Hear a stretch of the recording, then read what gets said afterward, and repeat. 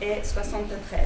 Alors les intervenantes, tout d'abord Francine Boll, qui est doctorante à l'Université libre de Bruxelles, qui est aussi professeure d'histoire dans l'enseignement supérieur et spécialiste de l'histoire syndicale belge. Ensuite, Adrien Buclin, qui est donc tout à ma gauche. À l'extrême gauche. À l'extrême gauche, je dirais même. Doctorant en histoire à l'Université de Lausanne. Il est aussi l'auteur d'un livre sur l'écrivain français Maurice Blanchot et spécialiste de l'histoire des intellectuels en Suisse durant les années 50 et 60. Franck Godichaud est docteur en sciences politiques et maître de conférences en études latino-américaines à l'Université Stendhal Grenoble 3. C'est un grand spécialiste des mouvements sociaux en Amérique latine. Il est l'auteur de 2 livres sur l'histoire par en bas du processus révolutionnaire chilien, un qui va bientôt paraître aux presses universitaires de Rennes. Donc, on aura le plaisir d'écouter les 3 présentations l'une après l'autre, 15 à 20 minutes maximum chacune, puis ensuite, comme ça nous laisse le temps de discuter les 3 présentations en même temps après. Donc, on commence par la Belgique. Francine Boll. Merci beaucoup. Alors, parler devant un public de non-initiés à l'histoire sociale belge de la grève de 1960-61 et de ses interprétations dans les milieux révolutionnaires en un quart d'heure est un véritable défi que je vais essayer de relever, notamment en m'aidant de la projection d'un certain nombre de documents et d'illustrations. Je passerai vite dessus, mais si vous voulez, par après dans la discussion, on peut éventuellement revenir sur ces documents. Donc, au cours de mes recherches pour ce présent colloque, j'ai recensé, et la liste n'est certainement pas exhaustive, d'ailleurs, peut-être que les échanges qui suivront cette communication nous permettront d'en découvrir d'autres, en France, en Suisse ou ailleurs. Donc, j'ai recensé pas moins d'une quinzaine de brochures qui ne se contentent pas de saluer ou d'évoquer en quelques mots cette lutte des travailleurs belges, mais qui en proposent pour la plupart une description relativement étoffée. Pour ce qui est des groupements étrangers dont je vais parler, un certain nombre ont directement dépêché sur place l'un ou l'autre de leurs militants pour évaluer et témoigner directement de la situation. Donc, ces écrits ont un certain contenu et proposent surtout une analyse de fond à prétention réflexive sur les processus d'émancipation de la période actuelle. Au cours de ces publications, spécifiquement au-delà de ces publications spécifiquement consacrées à cette grève, force nous a été de constater qu'elle reste pendant des années durant une référence évoquée dans de nombreux écrits se voulant penser l'émancipation. Au fil du temps, les références évidemment s'estompent à l'étranger, mais elles demeurent très présentes dans les milieux d'extrême gauche en Belgique. Donc la quasi-totalité des groupements d'extrême gauche qui ont disposé d'une publication à peu près régulière en Belgique ont écrit sur la grève de 60-61, dont la mémoire est entretenue comme celle de la grève du siècle, la grève du million, la grande grève, la grève mère. Donc voici quelques-unes de ces publications. Je vais passer assez rapidement parce que je ne vais pas commenter la quinzaine de publications que j'ai trouvées.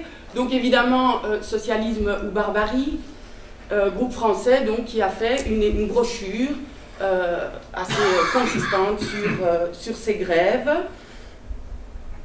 La vérité des travailleurs a également publié, La vérité.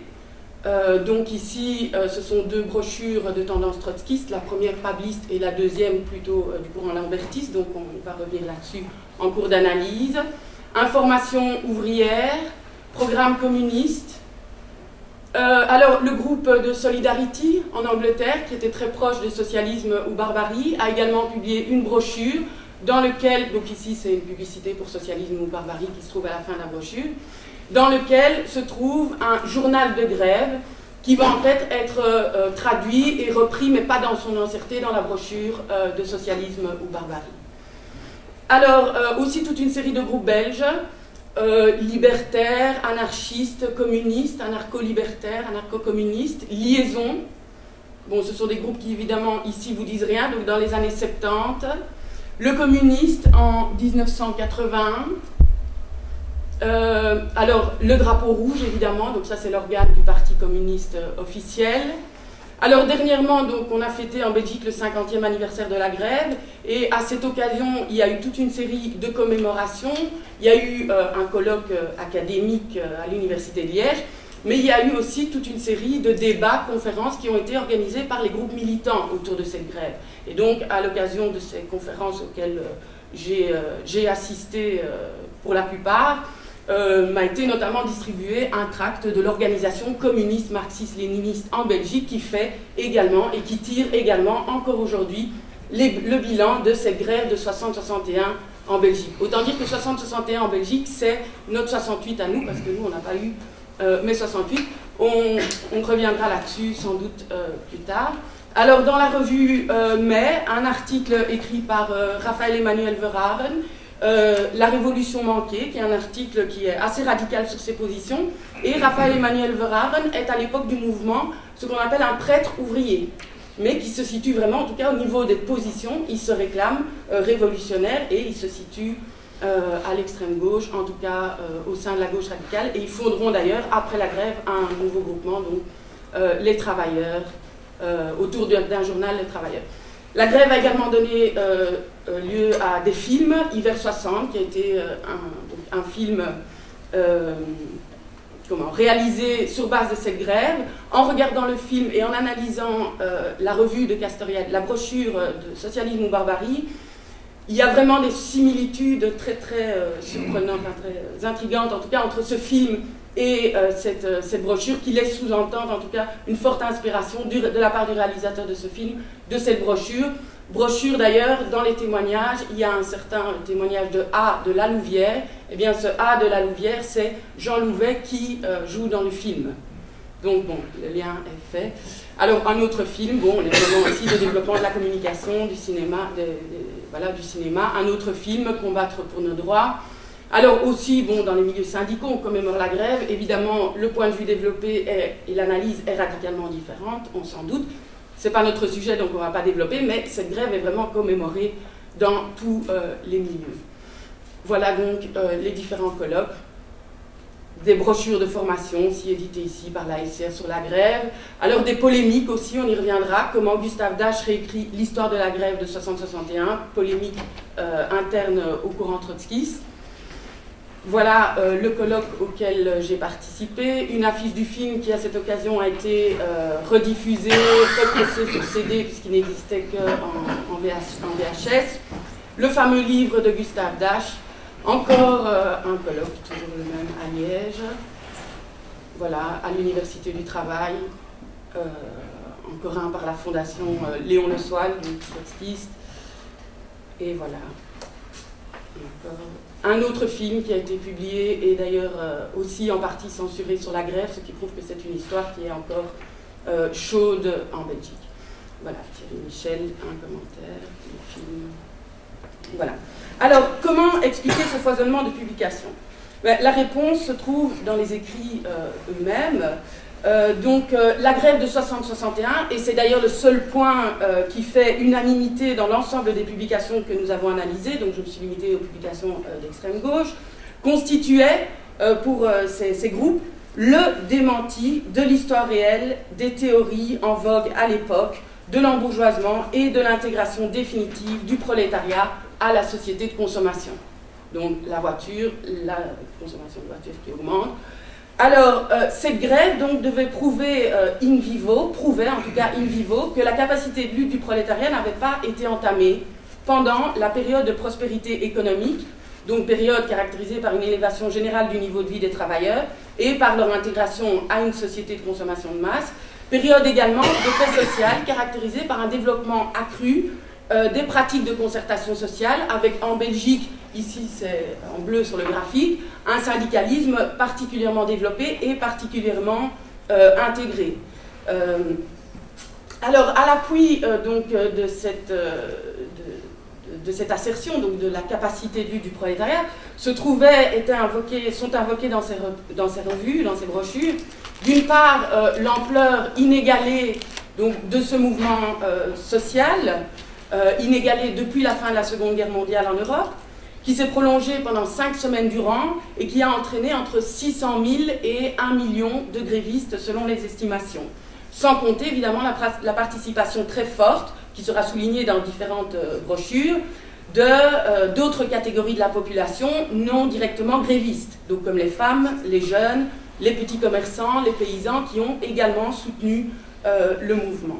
Et le fait que cette grève se déroule précisément dans la petite Belgique bourgeoise, pays de bons vivants et de kermesse, de luxe insolent et de standing élevé, avait effectivement de quoi interpeller.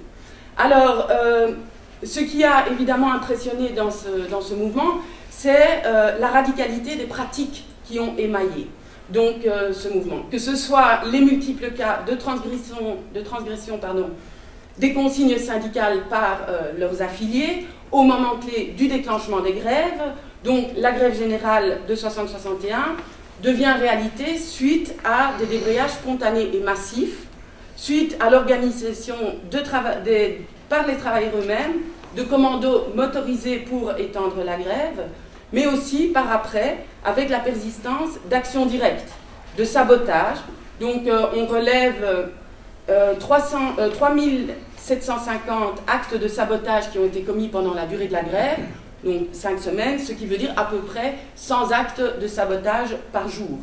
Donc des actes émeutiers aussi commis lors des manifestations, bris de vitres de banques, des gares, des postes, attaques des sièges des journaux bourgeois, affrontements avec la gendarmerie, bref, autant d'actions et de pratiques dans le mouvement qui sont en décalage avec les modes d'action légaux et pacifiques préconisés par les syndicats. Donc voilà, avec effectivement, disons, le climax des affrontements au moment de la manifestation qui dégénère à Liège, le 6 janvier 1961, et où la gare des Guillemins est littéralement mise à sac par les grévistes. Voilà, alors ici, ça c'est une affiche électorale du Parti social-chrétien qui donc stigmatise l'attitude des grévistes pendant ces grèves. Donc les pratiques au niveau donc, de l'action directe, les pratiques également d'auto-organisation développées par les grévistes à la base, donc avec élection de comités de grève qui vont regrouper indifféremment syndiqués et non syndiqués. Donc comme les centrales syndicales n'ont pas soutenu, ont refusé donc, le mot d'ordre de grève, n'ont pas appelé à la grève nationale, ben, ce sont forcément les travailleurs qui vont s'organiser eux-mêmes à la base, même si rapidement en fait, les directions syndicales vont reconnaître la grève, mais régionalement, et reprendre le contrôle de ces comités de grève. Néanmoins, dans certaines localités, ces comités de grève se sont maintenus et ont abouti à des situations de double pouvoir, en tout cas d'ébauche de double pouvoir, où effectivement, je vais revenir après sur les autres, ce n'est plus la gendarmerie ou les forces officielles qui organisent, ou qui détiennent en tout cas le contrôle de la vie sociale, mais les organisations, bon, les comités, mais qui ont été entre-temps repris dans un certain nombre de cas par les organisations syndicales, donc ici c'est signé de la FGTB, mais en tout cas un certain contrôle de la part du mouvement, y compris avec ses composantes réformistes, mais du mouvement dans son ensemble. Alors, aussi également, au cours de, ces grèves, des actes de fraternisation qui sont commis envers les soldats qui sont chargés de surveiller donc, les lieux clés du pouvoir, les industries et les centres du pouvoir. Donc ici, avec cette affiche occupation militaire, on va tirer. Et voici un appel aux soldats édité par l'Action commune. voilà, les ouvriers qui réclament également le contrôle ouvrier. Alors, donc là-dessus, tout le monde est à peu près d'accord sur l'ampleur de la grève. Maintenant, là où les choses vont commencer à diverger, c'est au niveau de l'analyse des facteurs de l'échec de la grève. Alors là, ça va évidemment donner parfois lieu à de virulentes controverses. L'enjeu, évidemment, de ces analyses était important, puisqu'il s'agissait, dans une démarche réflexive, militante, de tirer de cette grève des enseignements en matière de pratiques émancipatrices.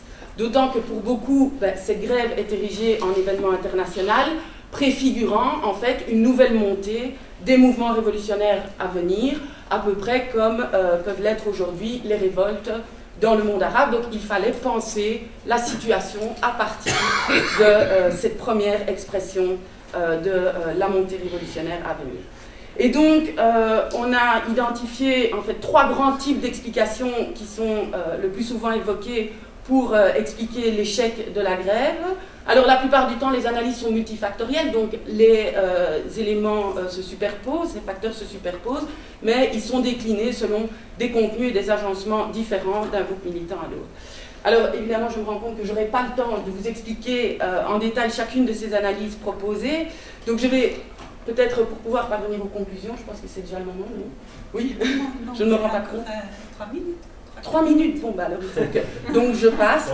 En gros, donc, les 3 grands axes d'analyse. Le premier axe, c'est le rôle contre-révolutionnaire d'un certain nombre d'organisations qui s'adressent au prolétariat, mais selon ces organisations pour les entraîner dans les voies de garage du réformisme et du parlementarisme. Donc ça va de l'analyse du Parti socialiste au syndicat socialiste, mais aussi du Parti communiste et de l'aile gauche du Parti socialiste et des syndicats socialistes qui sont rassemblés en fait autour du journal La Gauche et du courant syndical renardiste qui constitue en fait l'aile gauche du mouvement syndical. Donc c'est à propos en fait de cette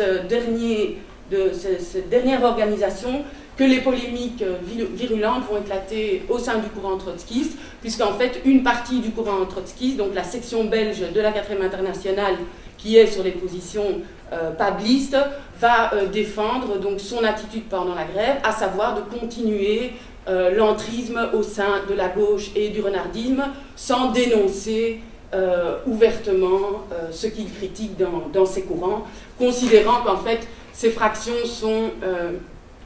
voilà, j'avais plein de...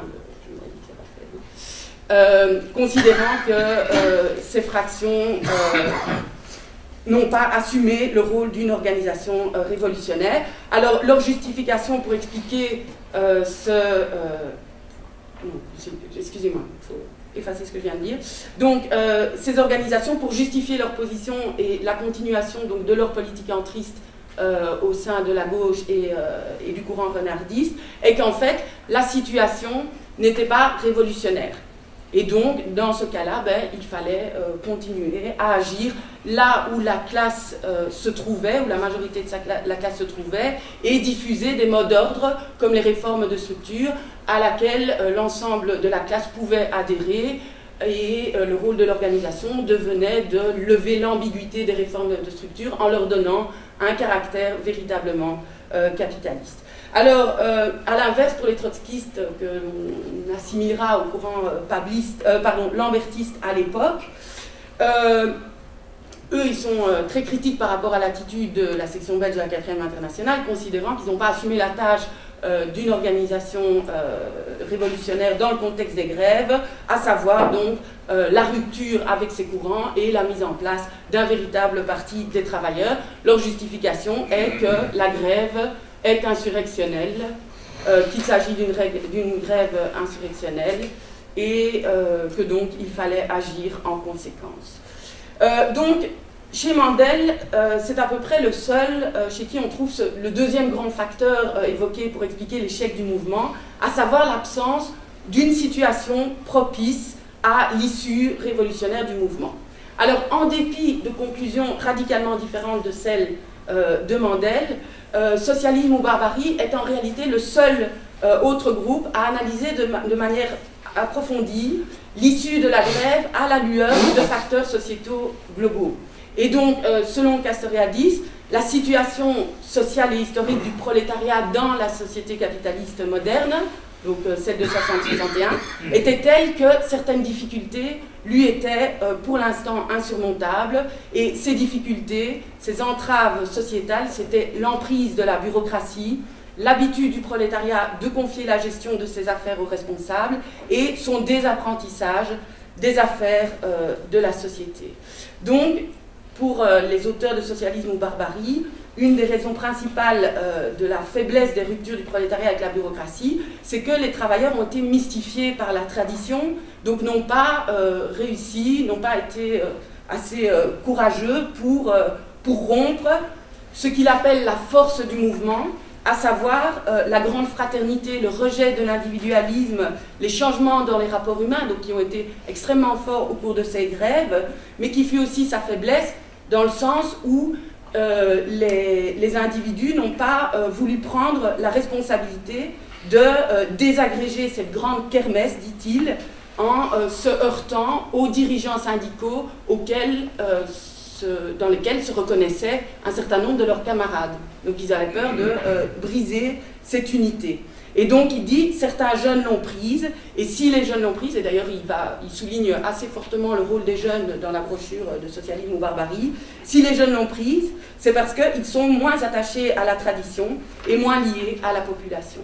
Alors, pour Castoriadis, donc la première condition pour surmonter ces limites, c'est de faire l'expérience cruciale de la bureaucratie, ce que la grève belge, ce que vient de faire la classe ouvrière belge, mais, ajoute-t-il directement, cette expérience à elle toute seule n'est pas suffisante si il n'y a pas un travail qui est fait pour dégager avec les travailleurs et pour les travailleurs des leçons, pour dégager une perspective, etc. Et donc il appelle finalement à la création d'une organisation révolutionnaire. Et donc on en vient au troisième élément, qui est le plus souvent évoqué pour expliquer l'échec de la grève, à savoir donc l'absence d'une organisation révolutionnaire. Alors cet élément, évidemment, en fonction du parcours de militants de chacun de ces groupes, il va être décliné de différentes manières. Et en gros, il y a deux grandes conceptions qui se dégagent.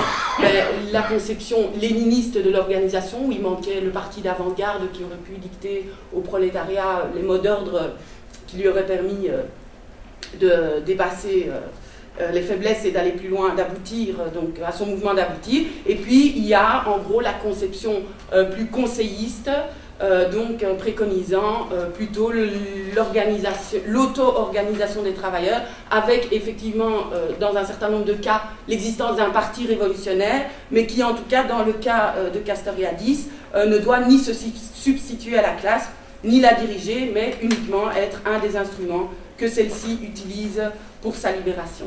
Donc, ce que je voudrais dire en conclusion, et je vais essayer vraiment d'être très très rapide, c'est que ce mouvement est historiquement important. Il est de fait le premier mouvement social d'ampleur qui traverse donc cette période charnière de changement important que constitueront les années 60 dans notre société, et qui ne sont pas forcément perçus par les contemporains. Et donc, historiquement, en Belgique, en Belgique en l'occurrence, mais aussi ailleurs, dans la plupart des mouvements d'ampleur précédents, l'avant-garde, la locomotive des mouvements avait été la vieille classe ouvrière, dont la figure de proue en Belgique tout particulièrement avait été les mineurs. Donc les mineurs qui étaient à la fois la classe, à la fois le martyr et le héros de la classe ouvrière. Donc une espèce de double figure qui a une symbolique très forte, et qui enjoint plutôt à une assimilation très forte dans les discours militants entre révolte et entre misère et révolte. Et pour la première fois, en 60-61, ce n'est plus le cas. Les dernières fermetures de mines ont lieu en 59. Et donc, ça va bouleverser littéralement chez ces militants ce schéma de la vieille classe ouvrière industrielle, de son avant-garde des mineurs, même s'il y a quand même un fil rouge qui rejoint ces luttes, parce que le lien est générationnel, etc. Mais pour la première fois, on a un mouvement où participent des catégories de travailleurs qui, traditionnellement, étaient en retrait du mouvement. Donc, les cols blancs, les fonctionnaires, les services publics, qui sont d'ailleurs parmi ceux qui déclenchent la grève, les intellectuels, les paysans, je l'ai dit, et aussi les jeunes, les non-salariés, les blousons noirs, comme ils sont appelés dans la revue de Socialisme ou Barbarie. Et donc cette grève a de quoi troubler ces schémas. Alors pour certains assez rares programmes communistes, par exemple, l'émancipation reste exclusivement assimilée à cette classe ouvrière, je passe, on peut revenir éventuellement plus tard, mais pour un certain nombre de groupes, on perçoit en filigrane de leur analyse des tentatives d'intégration de cette entrée des nouveaux acteurs, donc de ce débordement en fait, du mouvement social, de la sphère du travail, en tout cas du travail industriel. Et donc cette intégration va aboutir effectivement sur un certain assouplissement, une remise en question implicite, pas toujours explicite, mais implicite en tout cas, des schémas et des conceptions ouvriéristes développées traditionnellement dans les groupes militants, même si la référence reste souvent la classe ouvrière, derrière laquelle s'est rassemblée en 60-61 d'autres acteurs. Mais donc, de fait, cette participation poussera plusieurs militants à voir derrière cette lutte autre chose que la simple défense du fond des niveaux des salaires, mais une remise en question plus profonde du capitalisme, une réaction plus globale face à une logique qui tend à l'époque à pénétrer de plus en plus d'aspects de la vie quotidienne. Donc ces grèves ont marqué une génération, que ce soit les situationnistes, les groupes militants en Belgique. Et voilà. Donc je vais terminer là-dessus, si vous voulez, on pourra après discuter de manière plus approfondie. Je suis sincèrement désolée d'avoir dépassé les temps impartis. Pas beaucoup. Merci. Voilà, on passe directement à la présentation d'Adrien Buclin. Merci. Donc, comme l'a dit Yannick, cette communication porte sur les bouleversements sociaux, politiques et culturels à l'œuvre en Suisse dans les années 60, bon, avec une focalisation particulière sur les milieux culturels et intellectuels. Ces bouleversements n'ont certes pas été aussi importants que ceux qu'a connu la Belgique dans la même période avec la grève générale, pour ne rien dire évidemment du Chili, où là on est dans une toute autre réalité, mais compte tenu du climat politique et culturel dominant en Suisse dans l'après-guerre, on peut dire que l'évolution des années 60 est quand même tout à fait significative, au point de parler de dégel, comme je l'ai fait dans le titre de ma présentation. En fait, c'est donc surtout par rapport à la période précédente que les évolutions des années 60 en Suisse sont assez notables. Bon, pourquoi la Suisse part-elle de loin du point de vue des évolutions, voire des ruptures qui se sont manifestées dans les années 60 à l'échelle internationale en atteignant une sorte de paroxysme avec les grands mouvements sociaux autour de 68 ? Pour l'expliquer, il n'est pas inutile, à mon avis, de revenir un peu en arrière et d'évoquer justement brièvement la période de l'immédiate après-guerre. En effet, bon, les mouvements de 68 peuvent à certains égards apparaître comme le retour sur le devant de la scène des espoirs déçus de la libération, espoirs de changements sociaux et élan de la libération qui se sont heurtés au conservatisme de la période des années 50 et de la guerre froide. Bon, reste que dans les pays avoisinant la Suisse, l'immédiate après-guerre est indéniablement une période de rupture d'un point de vue et politique et culturel, avec la montée en puissance d'une nouvelle génération issue de la résistance et de l'antifascisme.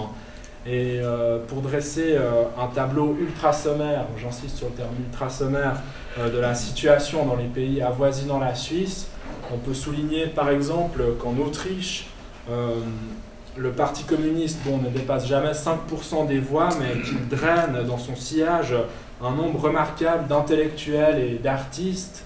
Et dans le même ordre d'idée, la figure de Karl Kraus, par exemple, s'impose comme une figure tutélaire pour toute une nouvelle génération d'intellectuels et d'artistes justement engagés à gauche. De la même manière, en Allemagne de l'Ouest, vous avez une nouvelle avant-garde qui émerge aussi, par exemple autour du groupe 47, avec des écrivains comme Günter Grass, Heinrich Böll ou encore Alfred Andersch, sans parler du rayonnement international à cette période du dramaturge marxiste Bertolt Brecht. Et de même, en Allemagne de l'Ouest, si on ne va pas chercher, disons, à gauche du champ culturel, on peut aussi dire que des figures libérales, mais clairement anti-nazies et antifascistes, deviennent dominantes, par exemple Hermann Hesse, Karl Jaspers ou encore Thomas Mann.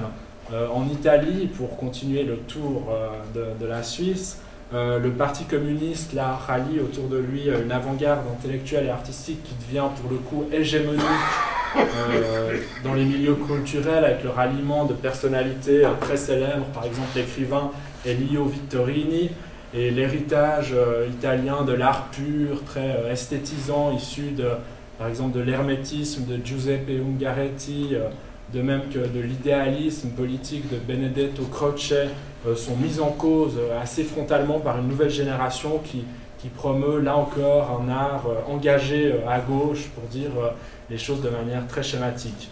Et pour finir ce tour de la Suisse avec la France, qui retrouve à la Libération son statut de capitale culturelle et intellectuelle de l'Europe occidentale, eh bien, les intellectuels et artistes proches du Parti communiste drainent là aussi tous les prix littéraires prestigieux à la Libération. Des poètes comme Louis Aragon ou Paul Éluard deviennent vraiment des figures nationales, tutélaires dans l'immédiate après-guerre, sans parler des alternatives de gauche au stalinisme qui émergent très puissamment à cette période autour de Beauvoir et de Sartre et de leur revue Les Temps modernes, ou autour des chrétiens de gauche, par exemple, regroupés du côté de la revue Esprit d'Emmanuel Mounier.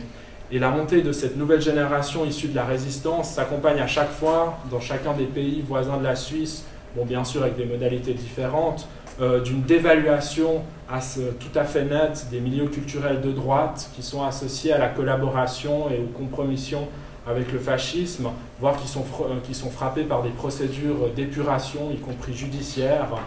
Et on peut presque dire que la droite intellectuelle devra attendre l'essor du paradigme totalitaire de la guerre froide pour relever la tête, et voir dans certains pays comme la France, ils devront attendre la fin des années 50 avec la guerre d'Algérie pour connaître, disons, une renaissance idéologique.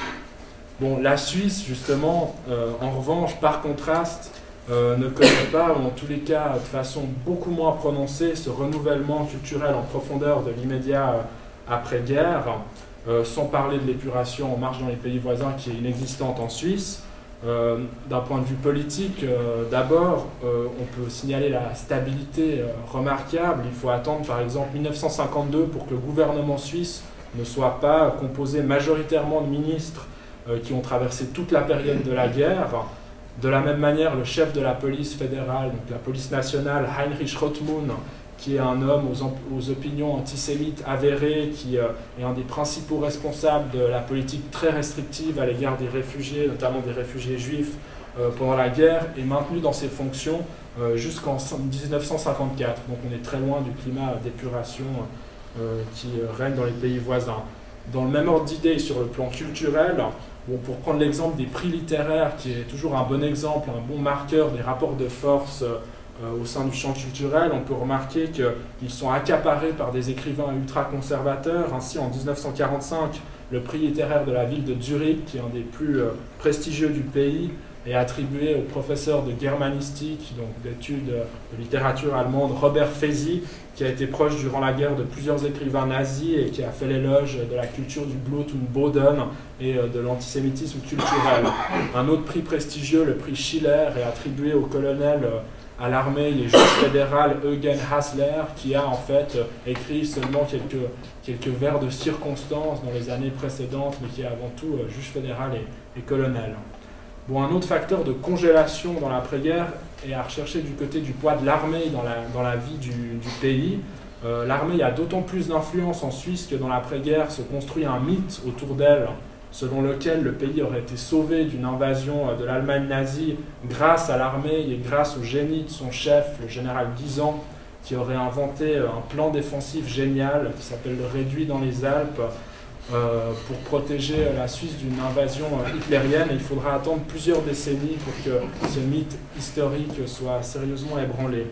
Et de la même manière, dans l'après-guerre, 40% des parlementaires au niveau national sont officiers à l'armée, ce qui indique le poids de l'institution dans la vie politique du pays et aussi dans la vie culturelle, puisque ces officiers à l'armée, souvent issus de la nouvelle droite des années 30, animent toute une série d'institutions semi-officielles qui promeuvent les valeurs de ce qu'ils appellent la défense spirituelle, qui est essentiellement tournée dans les années 50 contre les dangereuses influences moscovites, et ils subventionnent toute une série d'œuvres d'art ou d'essais qu'ils considèrent comme patriotiques. Pour citer un épisode symbolique de ce climat des années 50, on peut renvoyer au fait que le Conseil fédéral, donc le gouvernement suisse, en 1959, distribue à tous les ménages du pays un petit livre par la poste qui s'appelle le livre du soldat, dans lequel elle rappelle les devoirs du citoyen soldat helvétique. On peut y lire notamment le passage suivant qui me semble assez révélateur. « Nulle part comme chez nous, vie civile et vie militaire ne se sont pareillement mêlées dans le train-train quotidien. L'enfant regarde avec intérêt le sac et le fusil du papa suspendu au grenier. Les souliers que porte le frère aîné sont des souliers militaires. À l'occasion de chaque fête, l'armée est présente dans les cortèges, dans les églises et dans les temples, sur les places publiques. Dès les premiers beaux jours, on entend les détonations sourdes des coups de feu du côté du stand. Les citoyens soldats s'exercent au tir en civil. C'est grâce à cette préparation militaire constante et qui tient en haleine tous les citoyens que notre milice peut remplir la tâche d'une armée de métier. Comment ne pas souligner ici les heureux effets de l'éducation militaire sur le peuple suisse tout entier. Le jeune homme de 20 ans reçoit à la caserne mieux qu'une instruction militaire, il y apprend à devenir un meilleur citoyen. Et cette même année 59, où est distribué ce petit livre du soldat, ces citoyens masculins refusent à 2/3 des voix, lors d'une votation populaire, d'accorder le droit de vote aux femmes, ce qui fait que la Suisse est un des seuls pays en Europe à ne pas accorder le droit de vote aux femmes à cette époque, avec le Portugal qui est une dictature catholique, donc la comparaison n'est pas vraiment valable, et l'Espagne bien sûr. Du point de vue social, par ailleurs, la période de très haute conjoncture dans laquelle entre la Suisse dans les années 50 favorise l'intégration du mouvement ouvrier et sacralise des rapports pacifiés entre salariés et employeurs qui sont connus en Suisse sous le nom de paix du travail. Cette intégration du mouvement ouvrier se traduit notamment dans le contexte d'euphorie liée à la haute conjoncture par le soutien des principales organisations de gauche à un système de retraite par capitalisation privée, ce qui explique que la Suisse a aujourd'hui encore un des systèmes de retraite les plus libéraux et les plus privatisés au monde. De la même manière, dans les années 50, la manifestation de rue, par exemple, disparaît complètement comme forme d'action du mouvement ouvrier, excepté pour les traditionnels cortèges du 1er mai qui deviennent de plus en plus routinisés. Après avoir décrit ce contexte des années 50, justement, je vais esquisser quelques pistes des éléments de dégel dans les années 60. Premièrement, la détente sur le plan international initiée en 62 après la crise des missiles de Cuba contribue à rendre l'anticommunisme ultra rigide des milieux dirigeants helvétiques de plus en plus, anachronique aux yeux de secteurs croissants de la population, en particulier dans la jeune génération pour laquelle la menace sans cesse brandie de l'arrivée des chars soviétiques déboulant dans les cols alpins suisses devient de moins en moins crédible.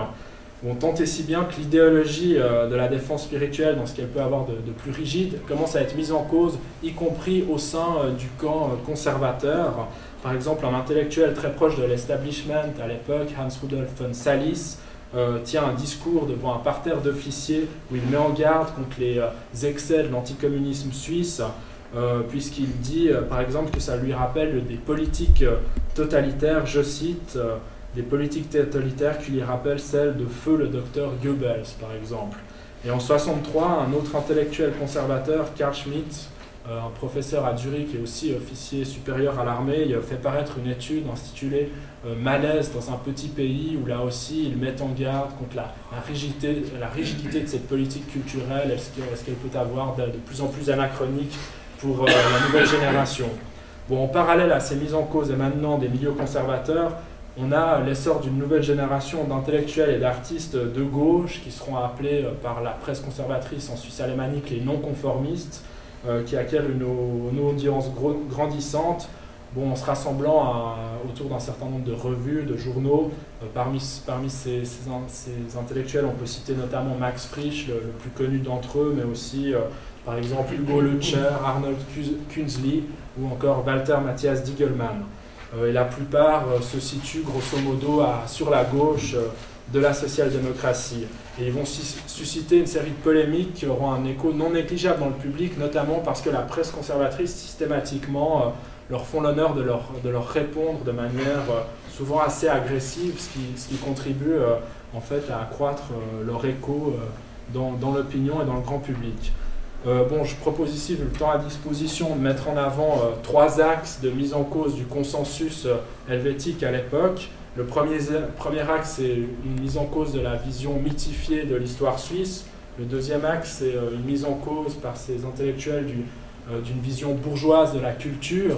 Et le troisième axe, c'est la recherche qui devient de plus en plus insistante d'une troisième voie à gauche qui ne soit ni alignée sur le bloc de l'Est, ni alignée sur l'Ouest. Bon, s'agissant du premier axe sur l'histoire suisse, il prend une importance particulière en Suisse, vu que, je l'ai dit, pendant la guerre froide, l'instrumentalisation du discours historique devient une composante essentielle de la neutralité armée à la mode helvétique. Et cette instrumentalisation du discours historique est sans doute d'autant plus présente aussi en Suisse qu'on est dans le cas d'une ce qu'on appelle une Willensnation, c'est-à-dire une nation qui n'a pas vraiment d'unité linguistique et culturelle, puisqu'il y a plusieurs zones linguistiques, et donc il faut trouver d'autres formes d'unité nationale, d'identité nationale, et dans ce cadre-là, le discours historique est un axe privilégié. Et par exemple, les intellectuels non conformistes sur cette question vont susciter une polémique autour du fait justement que l'armée suisse n'aurait pas eu un poids si important que ça dans la préservation de la neutralité suisse pendant la guerre, mais qu'au contraire, ce sont les relations économiques avec le Reich qui ont conduit à ce que Hitler ait besoin d'une Suisse neutre, notamment parce que la Banque nationale suisse achetait massivement de l'or à l'Allemagne, ou parce que le Reich importait depuis la Suisse des matières stratégiques nécessaires à son effort de guerre. En 1965, par exemple, un écrivain suisse-alémanique, Walter Matthias Diegelmann, déclenche un véritable scandale en Suisse en publiant un roman, L'héritage difficile, Die Hinterlassenschaft, où il cherche notamment à mettre en lumière les continuités entre la génération qui s'est enrichie durant la guerre en commerçant avec le Reich et les leaders de l'anticommunisme de guerre froide. Et ces intellectuels de gauche font aussi le lien entre les questions politiques des années 60 et ces questions historiques. Par exemple, la politique restrictive à l'égard des réfugiés juifs est comparée certaines fois à la politique menée à l'égard des travailleurs saisonniers italiens qui arrivent en Suisse dans les années 60, et de la même manière, les exportations d'armes de la Suisse vers le Reich sont comparées aux exportations d'armes de la Suisse vers les États-Unis dans le contexte nouveau de la guerre du Vietnam. Deuxième dimension de rupture ou de mise en cause du consensus suisse, c'est les débats sur la culture qui éclatent au même moment.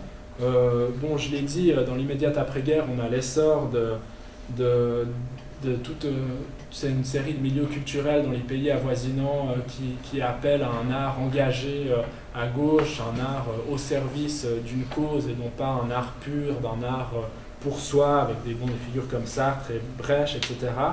Et même en Suisse, dans une certaine mesure, Max Frisch. Et face à cet essor, l'intelligentsia conservatrice helvétique a tendance à justement valoriser en revanche un art pur, à viser essentiellement esthétique, qui s'inscrit en Suisse alémanique dans la tradition de la grande culture, celle en gros de Beethoven et de Goethe.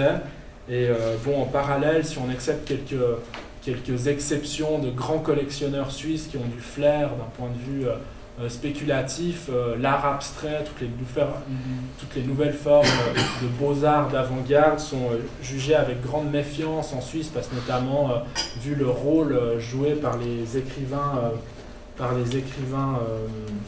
soviétiques dans l'essor de l'art abstrait, il y a la suspicion constante vis-à-vis de ces formes d'art. Et donc, notamment, éclate dans les années 60 ce qu'on a appelé après coup la querelle littéraire de Zurich, où là encore, ça met aux prises ces intellectuels non conformistes et la vieille génération, notamment Max Frisch est un des principaux enseignants de la littérature allemande à l'université de Zurich, où on a des affrontements très violents avec aussi des mots assez durs qui sont utilisés, les professeurs zurichois accusant par exemple Max Frisch de pondre une littérature tout droit sortie du cloaque, notamment parce qu'il met en cause ces nouveaux il met en avant de nouveaux thèmes, par exemple liés à la sexualité, mais aussi parce qu'il plaide pour un art engagé, et donc voilà, ça suscite des réactions épidermiques. Et bon, dernier point de mise en cause du consensus helvétique à l'époque, et je vais aller très vite, vu le temps à disposition, c'est cette recherche d'une troisième voie à gauche qui soit ni alignée sur les perspectives très atlantistes de la social-démocratie suisse, ni alignée sur le bloc de l'Est, comme l'est le mouvement communiste traditionnel. Bon, de ce point de vue-là, on a une date évidemment symbolique, comme dans toute l'Europe occidentale, c'est 1956. On a deux grands événements, à la fois l'intervention soviétique en Hongrie, qui porte un coup très sévère au prestige du mouvement communiste, et à la fois l'intervention franco-britannique en Égypte, la crise de Suez, qui, là aussi, porte un coup très sévère à l'image de la social-démocratie, puisque, par exemple, c'est un gouvernement social-démocrate, celui de Guy Mollet, qui mène cette intervention impérialiste en Égypte. Et donc, dans le sillage de ces événements, il y a plusieurs tentatives pour mettre sur pied une nouvelle gauche, même si elles resteront fragmentaires et ne parviendront pas à s'unifier sur le plan national. Mais bon, je passe sur les détails. Et je conclurai cette présentation en disant qu'on peut faire l'hypothèse que cette grande stabilité du conservatisme suisse par rapport aux pays voisins contribue à expliquer, même si elle a été mise en cause dans les années 60-70, mais toujours de façon minoritaire, contribue à expliquer en partie l'essor impressionnant dès l'arrivée de l'offensive néolibérale des années 80, l'essor de l'Union démocratique du centre, partie de la droite néoconservatrice, dont justement un des projets souvent et même très souvent répétés par ses dirigeants est d'en finir avec les valeurs de 68 et de cette nouvelle génération des années 60. Merci.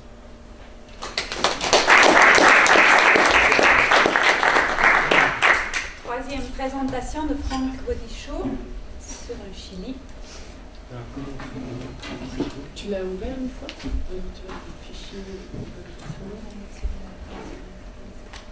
Donc je suis désolé, je vais utiliser une nouvelle technologie. C'est pas que je suis un fanatique des diapositives, mais je vais notamment vous montrer quelques cartes, vous montrer l'intérêt de spatialiser justement les luttes et le mouvement ouvrier chilien dans cette période clé qu'a été l'unité populaire au Chili, donc 70-73.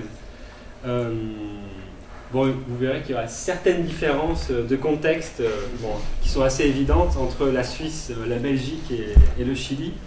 Et comme vous le savez aussi, le Chili de ces années-là, le Chili du gouvernement Allende et de la voie chilienne au socialisme, on est face vraiment à une période de lutte de classe extrêmement aiguë, voire violente, d'affrontement de classe dans ce pays de la périphérie très très dure, et aussi face à une expérimentation, à une expérience politique qui a eu un écho international jusqu'à nos jours.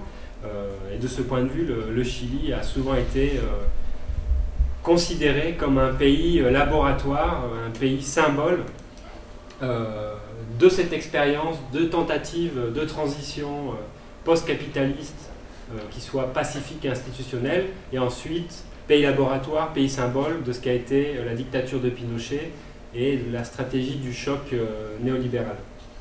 Donc là, ce travail-là, c'est pas vraiment une grande nouveauté, c'est des travaux que j'ai pu présenter ailleurs au cours des dernières années, qui est issu donc d'un travail de thèse et notamment de plusieurs années sur place, où j'ai pratiqué une enquête orale auprès de dizaines de militants, de syndicalistes ouvriers et de responsables politiques de l'unité populaire. Et donc c'est quelques éléments, des résultats de ce travail de thèse doctorale.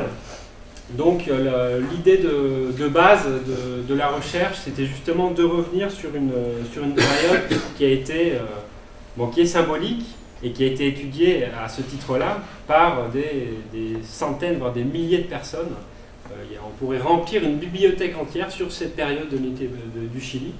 Et donc ça, c'est quand même assez intéressant. Et en même temps, quand on se met à faire de la recherche, on peut se dire, ça y est, tout a été écrit, passons à autre chose. Et en fait, le grand paradoxe, le constat, c'est que cette période, elle était surtout étudiée pour aller vite par en haut, c'est-à-dire l'immense majorité de la bibliographie, l'historiographie, s'est attachée à une étude des partis politiques, du gouvernement, voire des interventions extérieures, notamment celles des États-Unis, des dynamiques politiques institutionnelles, des directions, et assez peu de ce qui se passait à la base, dans les usines, dans les quartiers, dans le mouvement social au ras du sol, disons. Et donc c'est quand même un paradoxe extrêmement fort qu'une période de très forte mobilisation, où la politique passe du Parlement à la rue, on pourrait dire, a été étudiée essentiellement par le haut. Et donc là, il y a encore, parce que cette thèse effleure à peine le sujet, il y a vraiment un champ de recherche extrêmement grand sur qu'est-ce qui s'est passé dans une période qu'on pourrait qualifier de pré-révolutionnaire, au ras du sol, dans une usine par exemple, dans un quartier. Et là, bon, de ce point de vue-là, l'étude orale, l'enquête orale est fondamentale. Elle devient de plus en plus difficile puisque les acteurs disparaissent, donc il y a même une urgence de récupération de la mémoire, mais elle est extrêmement intéressante, surtout pour une période pour laquelle les archives ont été brûlées massivement, il y a très peu d'archives. Donc je vais passer très vite, 1000 jours qui ébranlèrent le monde, on pourrait dire, pour paraphraser les 10 jours qui ébranlèrent le monde en Russie. Les 3 années de l'unité populaire, c'est une période courte et extrêmement intense, sur qu'est-ce qu'était le projet de la gauche chilienne. Je vais passer vite, en plus je suis sûr que vous connaissez un peu au moins, c'est-à-dire cette idée qu'il pouvait avoir une transition au socialisme qui soit respectueuse du cadre légal, du suffrage universel, de la Constitution, celle de 1925, et avec un Salvador Allende qui est un franc-maçon, parlementaire, socialiste, qui va tenter d'incarner ce projet de transition. Parmi le pari qui est fait, c'est que l'État chilien pourra être assez flexible pour accompagner la rupture, et que les forces armées respecteront la Constitution, que les forces armées donc sont constitutionnalistes, et donc elles respecteront le suffrage universel. Donc voilà, moi mon pari c'était de revenir sur cette révolution par en bas, telle qu'elle était. Quand même, il y a un renouveau historiographique au Chili, et c'est intéressant, il y a des jeunes qui bossent sur cette question-là. Il y a eu des historiens pionniers en la matière, Peter Wynne par exemple, qui a fait une étude au ras du sol d'une entreprise textile pendant toute la période, et qui nous montre tout l'intérêt de regarder un processus révolutionnaire au travers d'une entreprise, par exemple. Il y a les travaux de Mario Garcés en histoire orale, bon, pour récupérer ce que certains historiens appellent comme vraiment une des expériences les plus importantes de l'unité populaire. Qu'est-ce qui s'est passé en termes de pouvoir populaire, qu'est-ce qui s'est passé à la base de la société. Et donc, puisque l'idée c'est d'avoir une vision synthétique, au terme donc, de ce travail doctoral, j'ai pu diviser la période en 3 grandes respirations, on pourrait dire. Des respirations saccadées, des respirations en tension, dans ce qui va s'installer comme une dynamique et une dialectique entre le gouvernement, qui est en grande partie issu de ces luttes, qui est le représentant d'une certaine manière pour de larges fractions des classes populaires, qui est leur représentant, et la dynamique réelle du mouvement social et de la lutte des classes. Et donc là, cette respiration-là, cette dialectique entre le gouvernement et la lutte des classes, elle montre cette dynamique qui se met en marche au cours des 1000 jours de l'unité populaire. Une première période où ça va assez bien, où il y a de la croissance, où Allende peut déployer ses mesures, nationaliser le cuivre, etc.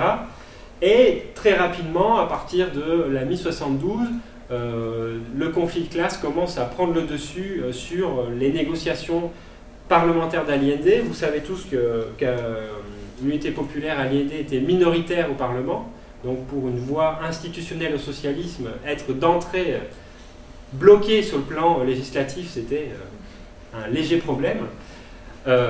Et donc là, c'est ce blocage parlementaire législatif, il va déjà mettre du plomb dans l'aile dans les projets de transition allendistes.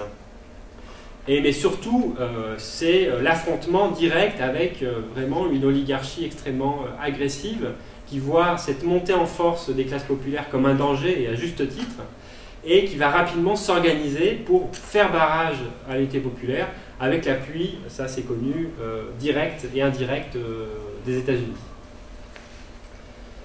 L'intérêt de cette période, c'est que c'est une période d'augmentation rapide du conflit de classe, de la mobilisation populaire et de ce qui est l'un des plus puissants mouvements ouvriers latino-américains à l'époque, le mouvement ouvrier chilien. Un mouvement ouvrier extrêmement structuré autour d'une grande centrale syndicale, la CUT, et extrêmement politisé. Le Parti communiste chilien est le plus gros parti communiste latino-américain de l'époque. Le Parti socialiste est un parti socialiste radicalisé, avec des franges guévaristes, qui se situe à la gauche du PC et qui a aussi une vraie insertion ouvrière. L'arrivée d'Allende et de la gauche au pouvoir ne va pas signifier une baisse des luttes ouvrières, mais au contraire une accélération des mobilisations ouvrières, c'est ça qui est intéressant. Le gouvernement est vraiment vécu, et c'est en ces termes que je l'ai analysé, comme une structure d'opportunité politique. Je reprends les catégories de Tarot, de Tilly, etc., comme une structure d'opportunité politique pour accélérer les mobilisations et demander finalement la mise en place de plus de réformes, de plus d'avancées sociales. Et vous voyez, 70, Allende arrive au pouvoir, les mobilisations ouvrières, les greffes s'intensifient, au lieu, avec cette image qu'on a parfois, de calmer le conflit de classe. Donc moi, je n'ai pas le temps à développer, mais ce qui m'a vraiment intéressé, ce qui a été peu travaillé, c'est ce qu'on a appelé à l'époque les cordons industriels. Donc ces formes d'auto-organisation partielle dans les ceintures industrielles, dans les périphéries des grandes villes, notamment de Santiago. Et donc des cordons industriels que je qualifie de pouvoir populaire constituant, c'est-à-dire qui va, sans plan préalable, commencer à s'organiser dans les industries, dans certains quartiers, et s'organiser sur le plan territorial. Donc vous voyez, il y a l'existence en soi de cordons industriels à Santiago à cette époque. Ce que vous voyez en noir, ce sont des zones industrielles. Donc vous voyez une construction en étoile assez linéaire de grandes ceintures industrielles.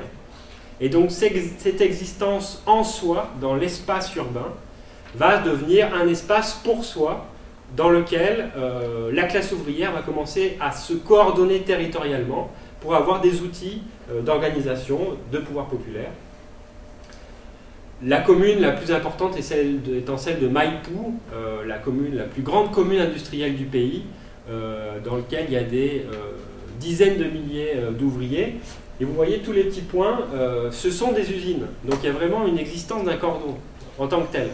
Une linéarité de l'espace industriel, de l'espace de classe, comme dirait Thomson, et un espace où il va y avoir une expérience de classe. Je continue avec Thomson.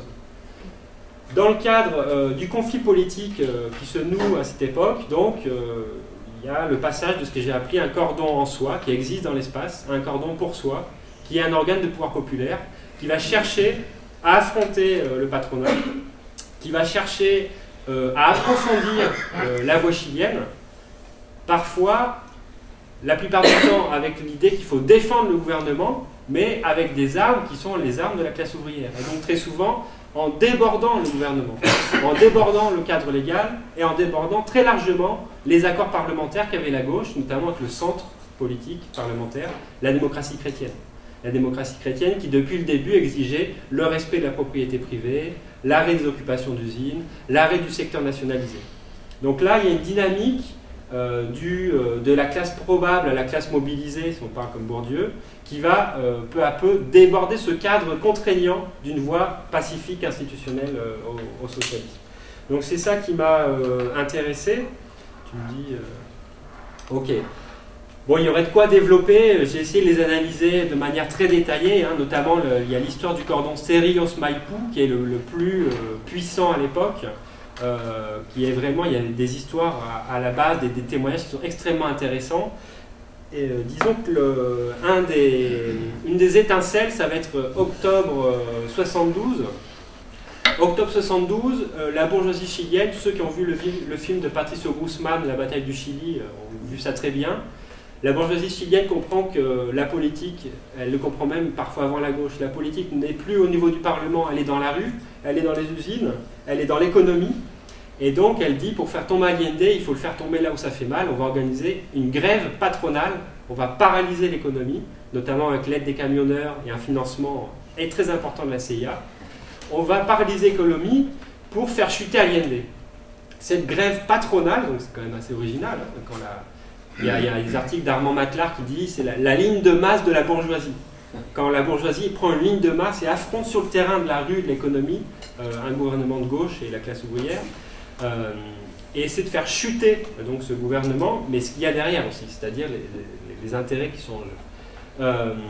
C'est là où vont se développer les cordons industriels, comme une réponse au défi qui est posé au boycott patronal et au blocage de l'économie. Les cordons vont être alors une réponse concrète pour combattre le blocage économique. On occupe les usines, on organise du ravitaillement dans tout le pays, du ravitaillement populaire pour essayer de continuer à alimenter les magasins. Et donc, c'est ça qui est assez étonnant, c'est de voir tout cet espace, j'ai beaucoup travaillé la notion d'espace, un espace en conflit, hein, dans un cadre d'une période pré-révolutionnaire, où on va voir apparaître là, des cordons industriels dans toute la capitale, Santiago. Donc là, c'est schématique, hein, en rouge. Donc on pourrait les citer, Vicuña Maquena, O'Higgins, Cerrillos et de nombreux autres. Et à une échelle nationale également, on va retrouver des cordons dans toute l'échelle nationale, dans toute la géographie nationale, disons de Arica, dans les usines électroniques, jusqu'à Punta Arenas, dans les grandes entreprises de Punta Arenas. Donc là, il y a vraiment un éclair autogestionnaire, on pourrait dire d'une certaine manière. Et si on prend les catégories d'Aubry, on est face à une vraie crise politique. L'un des éléments d'une crise politique, quel est-il? C'est la désectorisation sociale. Là, on est vraiment face à une désectorisation où les secteurs des quartiers populaires commencent à entrer en jonction avec la classe ouvrière syndicalisée. Donc, ils commencent à avoir une conjoncture fluide, comme dit d'Aubry, c'est-à-dire que les stratifications sociales traditionnelles commencent à se briser pour essayer de s'organiser et d'affronter le défi que pose la bourgeoisie au gouvernement Allende. Donc c'est une période extrêmement intense, extrêmement riche, qu'il ne faut pas mythifier. Quand on fait une enquête de terrain, on voit que finalement, il n'y a pas eu occupation d'usines avec remise à produire dans tout Santiago. Non, il y a certaines expériences où on remet les usines à produire, mais sur la base des réserves qu'on a sous la main. Il y a pas mal d'expériences de ravitaillement populaire pour alimenter en lait, en sucre, etc. Mais ça reste assez partiel. La coordination a du mal à se nouer. Mais on est quand même face à cette notion d'occupation de l'espace. Là, donc, vous avez plusieurs usines qui sont occupées et les travailleurs, en général, disent l'entreprise est dans la main définitivement des travailleurs.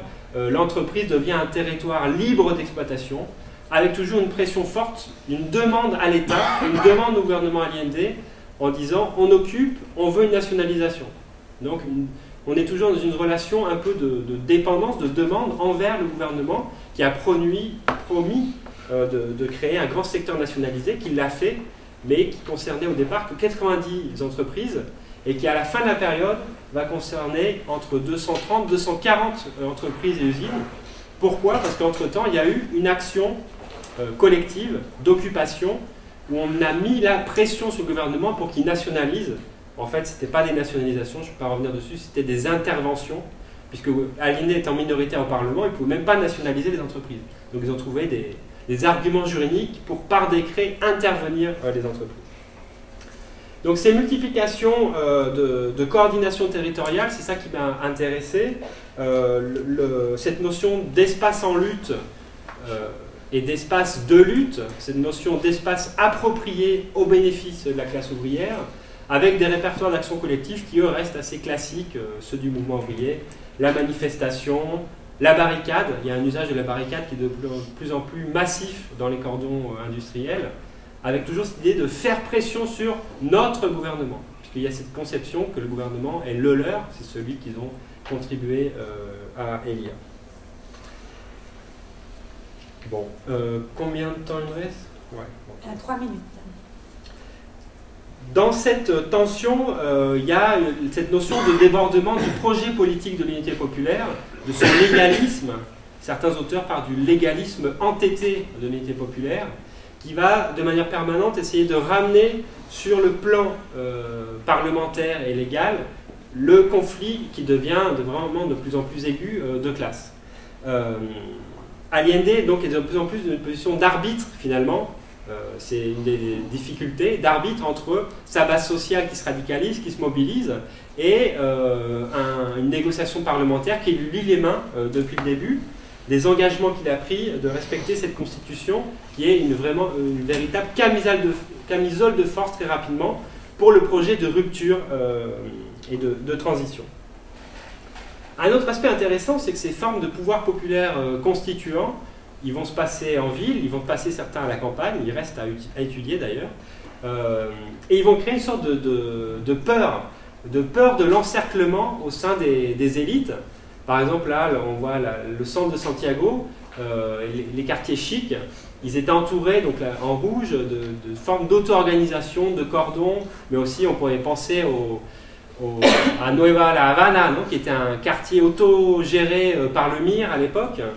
Et donc il y a une sorte de peur de l'encerclement. Il y a des articles de presse tout à fait délirants où les cordons vont étrangler le cou des citoyens, etc. Donc il y a un marquage de l'espace par la classe ouvrière. Il y a des expériences de double pouvoir, mais une expérience de double pouvoir qui reste embryonnaire. Donc on retrouve peut-être des éléments transitoires. Et à chaque fois, c'est les directions politiques, notamment qui sont au gouvernement, qui essaient de reprendre le contrôle de ces cordons industriels. Les militants sont très présents dans les cordons, mais ils ont en même temps un pied au gouvernement, donc c'est une tension permanente qui n'a jamais été résolue finalement par l'unité populaire.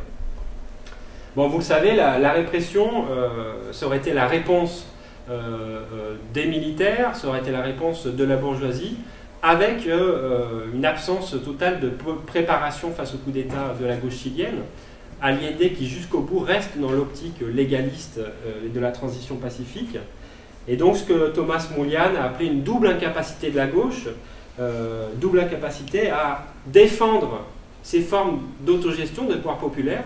Le Parti communiste a combattu fermement toutes ces expériences des cordons industriels, et en même temps une incapacité à voir ce qui allait arriver, c'est-à-dire le coup d'État et sa violence.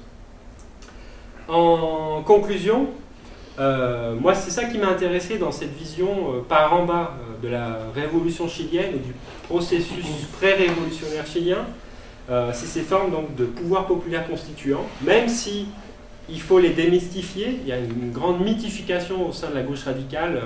Notamment, j'ai lu des brochures de l'extrême gauche de l'époque qui voyaient les corps industriels comme des véritables soviets. En fait, on en est très loin. Ils n'ont pas réussi à se coordonner, c'était très difficile. Ils étaient toujours dans une relation de dépendance avec le gouvernement. Et il y a une question politique qui n'a été jamais réglée de ce point de vue-là. Mais on retrouve quand même cette notion de trésor perdu des mouvements révolutionnaires dont parle Hannah Arendt dans son essai sur les révolutions. C'est peut-être ce qui est le plus intéressant dans ces périodes-là, c'est cette démocratie par en bas, cette radicalisation par en bas, ce débordement de la direction des partis politiques et du gouvernement d'Allende, mais un débordement qui ne parvient pas à incarner une alternative politique. C'est ça un peu le drame chilien. Il n'y a pas d'alternative politique face au projet d'Allende, c'est plutôt un débordement en demandant plus au gouvernement.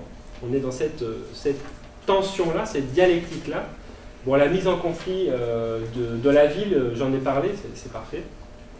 C'est aussi quelque chose qui, je pense, qui est intéressant à travailler, surtout dans une période où la géographie marxiste commence à revenir sur le devant de la scène, pas seulement au travers des travaux d'Harvey. On commence à redécouvrir Henri Lefebvre. Henri Lefebvre avait notamment écrit sur l'unité populaire à l'époque. Et il disait, sans espace approprié, il ne peut pas avoir d'émancipation, par exemple. Donc la notion d'un espace approprié qui sert à l'émancipation. Et donc une expérience qui, d'une certaine manière, renvoie à d'autres expériences historiques, plus largement, de contrôle ouvrier, d'autogestion, des processus de dualisation de pouvoir, et donc ils sont à relier à toute une expérience historique. En conclusion, dans la minute qui reste, bien entendu, je pense aussi, puisqu'on est là pour penser l'émancipation, qu'il y a des leçons, des grandes leçons à tirer de l'unité populaire, que ces leçons-là, ce n'est pas celles qu'on peut avoir en Italie. Dès le coup d'État, vous savez que le PC italien va en tirer des leçons qui vont devenir l'eurocommunisme, c'est-à-dire l'impossibilité de la rupture avec les institutions, la nécessité d'être majoritaire au Parlement, enfin, tout un tas de grandes leçons. Moi, de mon point de vue, c'est plutôt une réflexion justement sur ce potentiel autogestionnaire, cette discordance des temps entre le temps institutionnel et le temps de la lutte de classe, qui s'accélère dans ces périodes-là, et plus largement, avoir une réflexion sur qu'est-ce que la violence dans ces moments-là, puisque la classe ouvrière chilienne l'a vécu directement. Qu'est-ce que sont ces frontières de la démocratie libérale, comme l'a appelé un politologue chilien, c'est-à-dire à un moment donné, quand vraiment la propriété privée des moyens de production est mise en jeu, la réponse peut être celle du coup d'État, du terrorisme d'État, vraiment de la violence directe. Et donc avoir une réflexion plus largement stratégique dans le rapport aux institutions, aux forces armées, aux classes moyennes et à l'impérialisme. C'est ça aussi que permet d'une certaine manière l'expérience de l'unité populaire. Merci.